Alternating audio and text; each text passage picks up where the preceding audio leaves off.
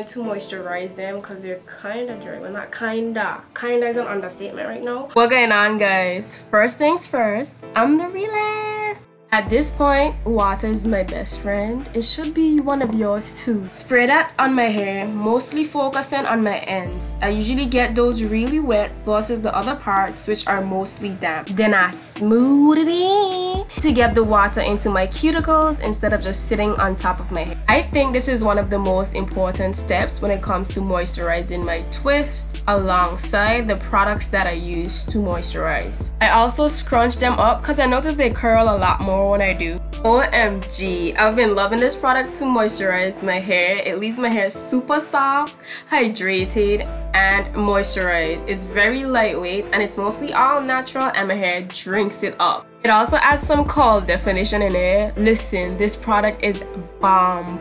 I also smooth the product into my hair to make sure my hair really gets the product. I moisturize my hair in sections because I want to get every twist so I can get every strand. Finito. All done. This takes me about 10 minutes the most. Thank you guys for watching. Bye.